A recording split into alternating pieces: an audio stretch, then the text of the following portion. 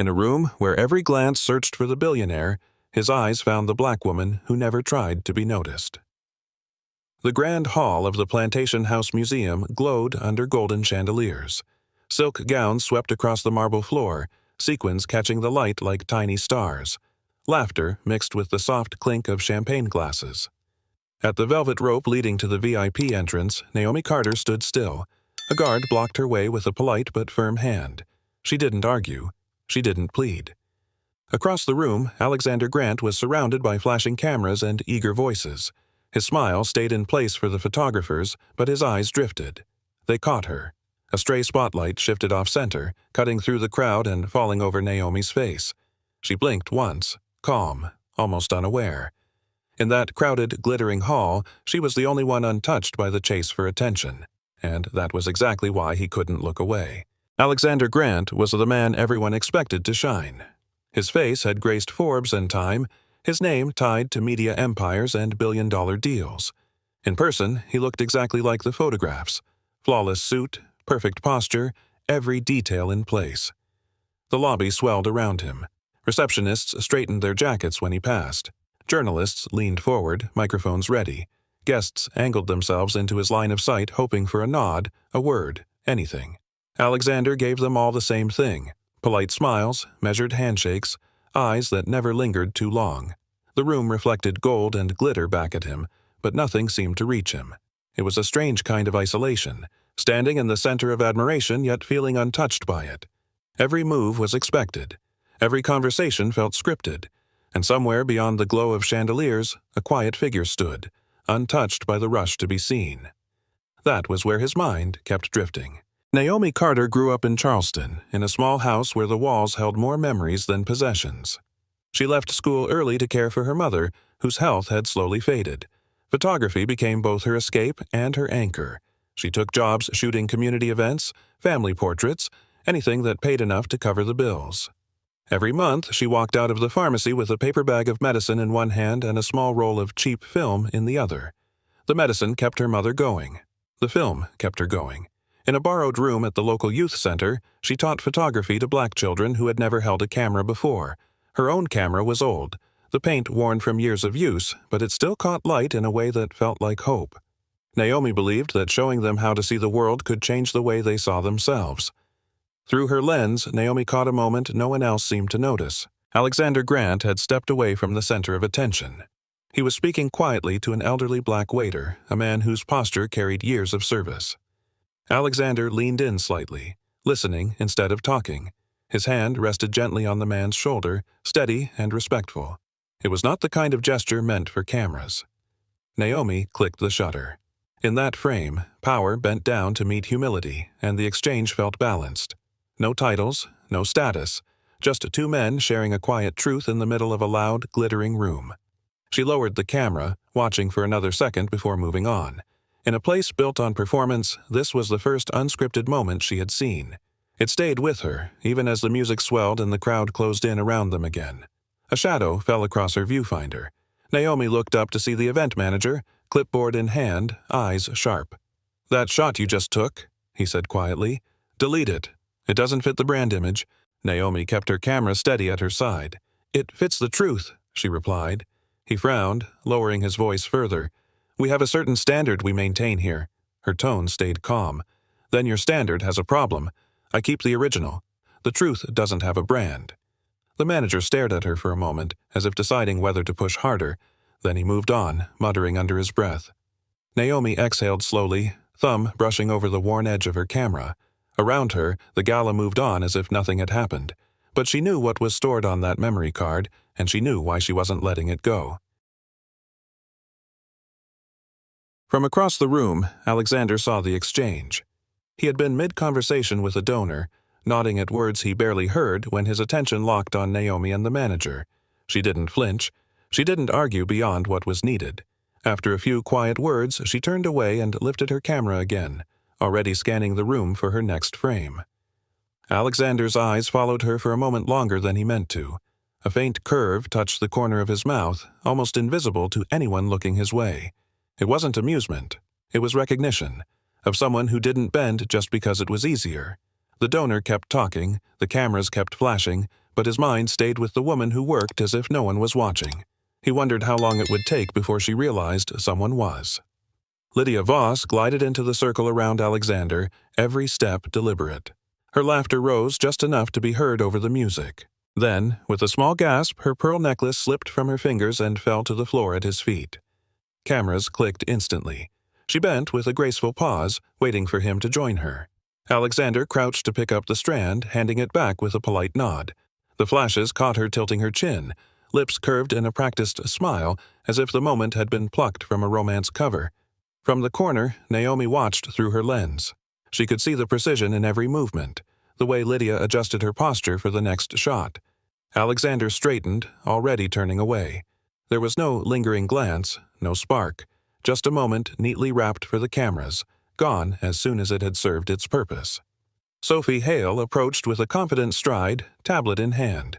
Her dress was understated, but her pitch was anything but. "In 18 months, we can deliver a full return on investment," she began, tapping the screen to reveal charts and projections. "Your media empire aligns perfectly with our platform. The synergy is undeniable." Alexander listened with the same measured expression he gave to all investors. He nodded at the right moments, eyes glancing at the numbers she swiped through, but halfway through her explanation, his gaze drifted past her shoulder. The words about market share and audience growth faded into background noise. Sophie kept talking, unaware that his attention had slipped elsewhere. For Alexander, it was the same story he'd heard 100 times, someone trying to save the world, one perfect deck at a time. And in a room full of polished proposals, he found himself looking for something real. Victoria Clark stood with her usual air of entitlement, a glass of wine balanced effortlessly in her hand. Her eyes swept the room until they landed on Naomi, camera strap across her shoulder. "She looks like the cleaning staff," Victoria said, her tone casual, as if commenting on the weather. Around her, a few guests gave short, knowing laughs. Others simply nodded, their smiles tight and complicit. No one challenged her. Naomi didn't hear the remark, too focused on adjusting her lens. But the ripple of amusement passed through the group like a signal that everyone understood and agreed on who did and didn't belong. The music played on, glasses clinked, and conversation flowed. Yet, beneath the surface, the words hung in the air, sharp enough to cut. For Victoria, it was nothing more than a passing comment. For those listening, it was a reminder of the unspoken rules that still shaped this room. A tray of glasses slipped from a waiter's trembling hands. Crystal hit marble with a sharp crack, scattering shards across the floor. Naomi was the first to move. She crouched down without hesitation, gathering the pieces with her bare hands. The older man bent to help, his fingers shaking as he whispered, "Thank you, miss." She gave a small nod, brushing the last splinter into the tray. Around them, the crowd barely glanced over before returning to their drinks and conversation. From across the room, Alexander stopped mid-step, his eyes fixed on the scene, her steady hands, the quiet dignity in her posture, the way she worked as if no one was watching.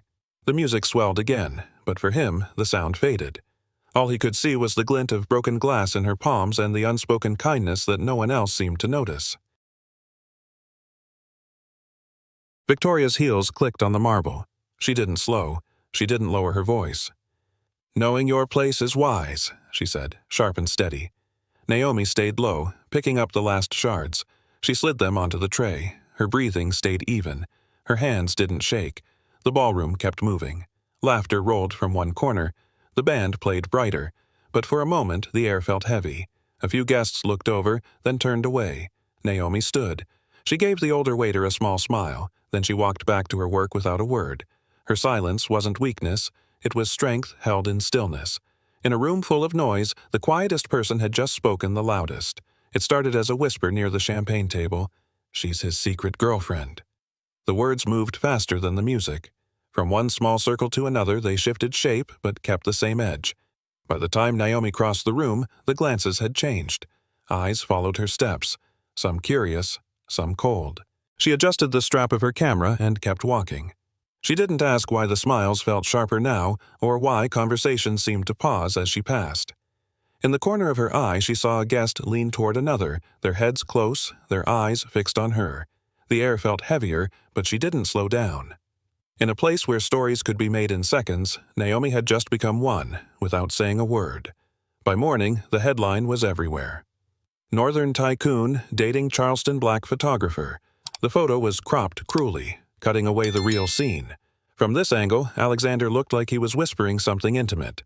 The caption mocked, "From gala floor to first-class romance?" On social media, the fire spread fast. Laughing emojis, side comments, half-truths disguised as facts. The few voices defending her were drowned out.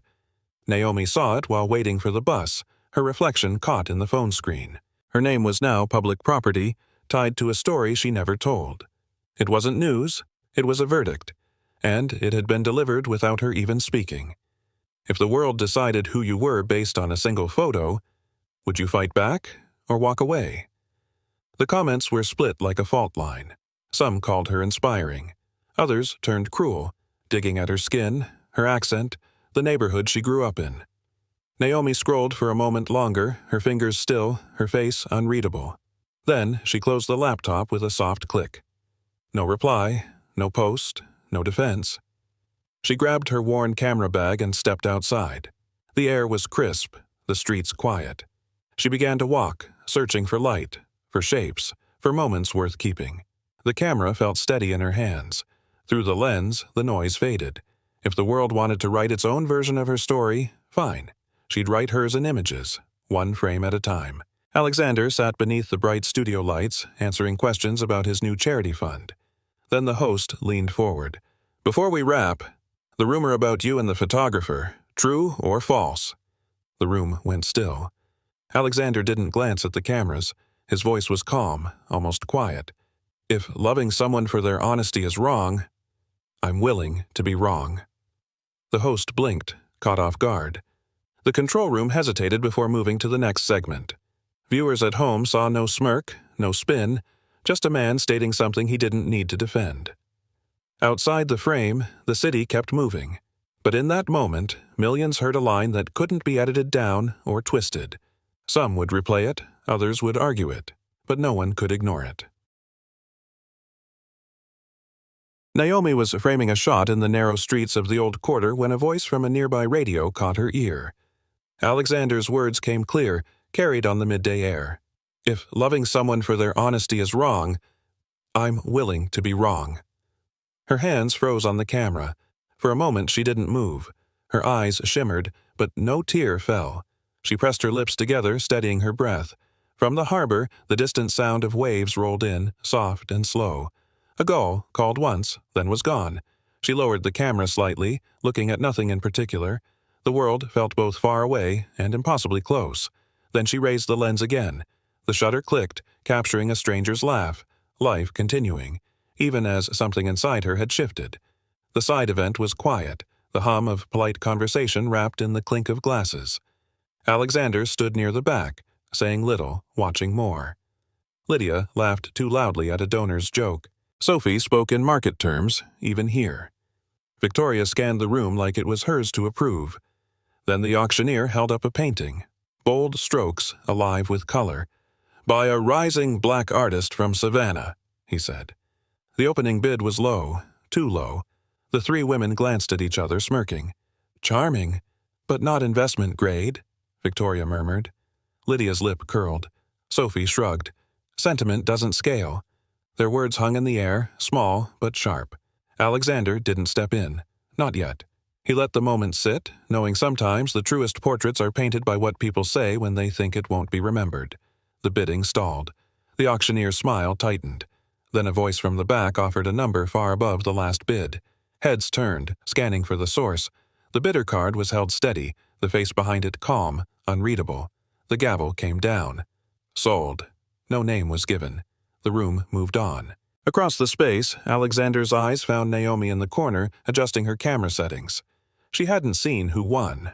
When she finally glanced up, he was already looking her way, not with the charm he gave to crowds, but with something quieter, like a door opening without a sound. It was a look that didn't need words, as if to say, "I see what they missed." They stepped out into the cool night, the hum of the auction fading behind them. Alexander slipped his hands into his pockets. "Come to New York with me this weekend," he said. "I want you to meet my family." Naomi's steps slowed. Her gaze dropped to the sidewalk. "I don't belong in that world," she said quietly. He looked at her, waiting for more, but she didn't add anything. The streetlight above them flickered once. A car passed, its headlights sweeping over their faces before disappearing into the dark. Alexander didn't push. "Maybe," he said. "It's not the world that decides where you belong." She didn't answer, but the pause between them felt like a question neither was ready to close. The wind off the harbor carried the faint scent of salt and old wood. Naomi stood near the pier, camera bag at her side, listening to the slow creak of mast against rope. A courier approached, holding out an envelope sealed with deep red wax. The crest pressed into it was unfamiliar but heavy with meaning. She turned it over in her hands, the weight of the paper thick, deliberate. Her name was written in precise strokes, the ink slightly raised.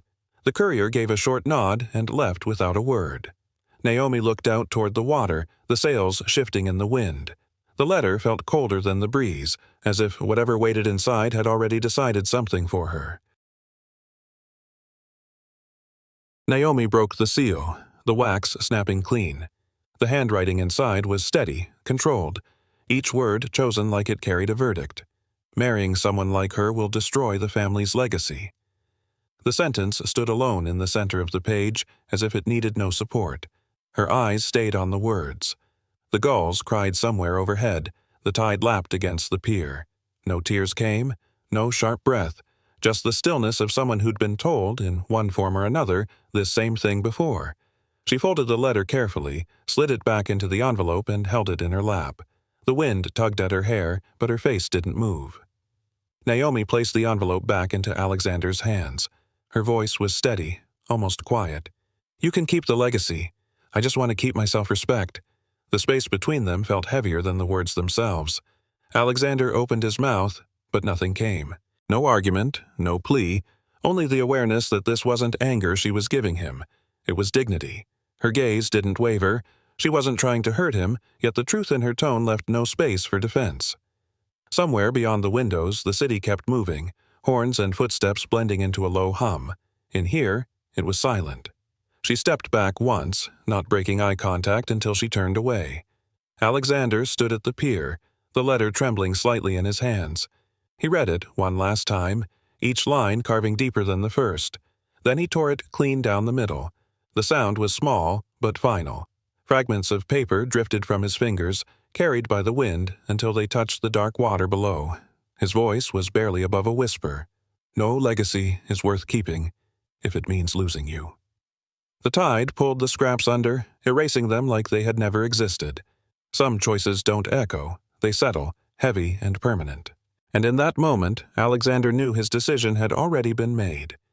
If this were your story, would you believe he still has time to win her back? Make sure you're subscribed so you don't miss the next turn, because this choice will cost more than he thinks. They stood side by side at the edge of the pier, no arms reaching, no kiss to seal the moment. Just the horizon stretching wide, the late sun melting into the sea. The wind swept between them, salty and cool, carrying the quiet that words couldn't touch. Her eyes stayed on the fading light. His followed the same line, two separate gazes meeting in the same distance. A small sting burned at the corner of her eyes, but the breeze caught it before it could fall. They didn't need to say they were both holding on, even if neither knew for how long. The ocean kept moving, unbothered, as if it had seen this before. Two people standing close enough to feel, far enough to question. 6 months later, the street outside the Charleston Arts District glowed in the late afternoon sun. A modest wooden sign leaned against a brick wall. Beyond the frame, no flashing lights, no velvet ropes, just a hand-painted name and the sound of quiet footsteps on old cobblestone. Sunlight spilled through the tall windows, turning the air inside to warm gold. Through the glass you could see photographs hung in clean rows, each one unpolished, unedited, and alive. Locals drifted in, drawn more by curiosity than by hype. Some paused at the doorway, catching their breath as if they'd stepped into a place that asked them to slow down. Here, no one was trying to be noticed, but everything in the room was impossible to ignore. The crowd moved slowly, a mix of young and old, rich and working class, every shade of skin in the city. They stopped in front of each frame as if time had loosened its grip, an image of a fisherman repairing his net, a little girl braiding her grandmother's hair, a boy laughing mid-run, one shoe missing. Some viewers exhaled softly, their shoulders dropping. Others smiled, a quiet kind, the kind that comes from recognition. In a few eyes, tears gathered but didn't fall, suspended between ache and release. No one spoke loudly here. The sound was a low hum, breathing, shoes shifting on wood, the faint click of a camera shutter from somewhere in the back. You could feel it. This was more than an exhibit. It was a mirror, and for some, a kind of homecoming. Alexander stood in the far corner, half hidden in the shadow of a brick pillar. No microphone, no ribbon-cutting speech. He watched the crowd drift through Naomi's work, their faces softening in front of each frame. Now and then, someone would glance his way, perhaps expecting him to step forward, to claim a role in all this. He didn't. For years, he had lived in the center of the spotlight, measured by headlines and camera flashes. Tonight, he was content to let the light fall elsewhere. On her, on the moments she'd captured, on the truths they carried. From where he stood, she looked exactly as she had that night at the gala, steady, unhurried, untouched by the noise around her, and for the first time he understood how much more powerful it was to stand behind the lens. When the last guests had left, Alexander crossed the room to where Naomi stood by the final photograph. He reached into his pocket and placed a small silver ring in her hand. Inside, 4 words were engraved. "See beyond the frame." Naomi turned it slowly, the metal cool against her skin. Her fingertip traced each letter, her smile quiet but certain. He didn't kneel. She didn't need him to. For a moment, they simply looked at each other, the ring resting between them like a truth they had both already known. In the stillness, it was clear. This wasn't a beginning or an end. It was a reminder of what they had chosen to see in each other and what they would never let the world edit away. Near the center of the room, a little white girl and a young black boy stood in front of a display table. They lifted an old camera together, small hands overlapping on the worn leather grip. 1, 2, 3, the girl whispered. The shutter clicked, and both of them burst into laughter, the sound cutting through the quiet like sunlight. Naomi felt her chest tighten, her eyes wet but steady. Alexander, watching from a few steps away, gave a small nod, the kind that carried more than approval. It carried hope. In that frame, 2 children had already done what generations had struggled to: hold something precious together, without thinking about who should lead or follow. The moment was simple, and maybe that's why it mattered so much. The screen turned black, and white words began to form. The world doesn't need more celebrities, it needs more people who are real.